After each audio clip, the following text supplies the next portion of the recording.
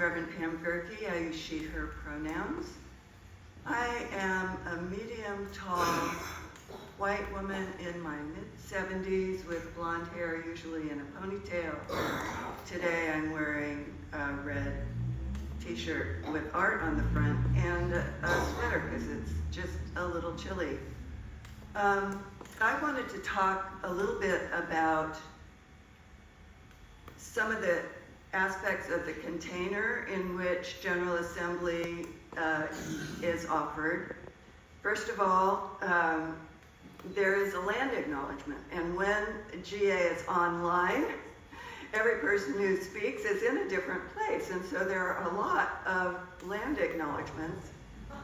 There are also self-descriptions. Now, I am not a person of Native American heritage, and I have to say we've been doing the land acknowledgement here at UUSM for several years now, and I appreciate it, and I think that it has increased my awareness. This is something I didn't learn about in school. There were no Indians in California. When I was in school, this was, the impression that I had, and I was kind of disappointed because they seemed very interesting on the TV shows that were on in the 1950s. So the land acknowledgement, I think, is a start. And at General Assembly, there was so much land acknowledgement going on. At some point, Charles, who's one of the moderators of General Assembly of the UUA, said that there had been a complaint that from an indigenous person that land acknowledgements were not welcome by her. So one of the things about online General Assembly is you can go and read discussions that take place in a platform that has discussions on various topics. You can search by topic or whatever. And so I did some research on this. It turns out that there are quite a lot of essays about what's wrong with land acknowledgements. If you Google that, you'll come up with at least 3 or 4 things that are interesting to read. The woman who complained at General Assembly in the discussion said, of course, we're all part of different sovereign nations, and not everyone feels the same about these.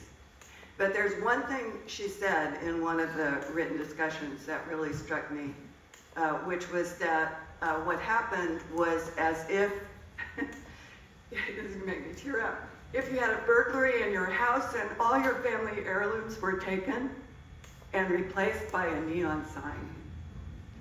So what I understand by this is that when land acknowledgements are not followed up with action for the descendants of these people who were violently removed or killed from their property in the time of colonization, we need to be in solidarity with them. The land acknowledgement is only a start. The other thing that was happening was the self-descriptions. And I was curious about this because I am a person of low vision myself. And when it first started happening, and mostly in General Assembly, we don't do that here usually, except Charles occasionally. What use is this to me as a low vision person? Well, it turns out there is an essay about this, and there was a discussion about it that I looked up. The author is named Thomas Reed, and it's something like Making the Case for Self-Descriptions. And the bottom line is, it's first of all, it's a reminder that there probably are blind people or low vision people in the room or on the Zoom.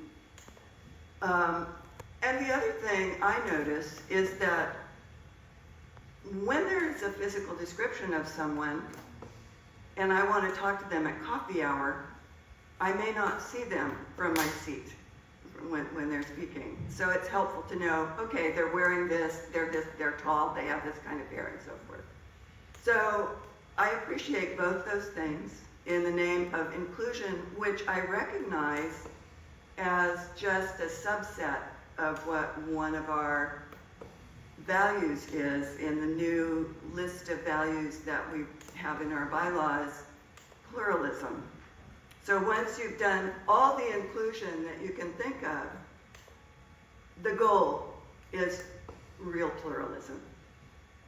And so that was, I did attend several sessions, and those will maybe be fodder for future discussions.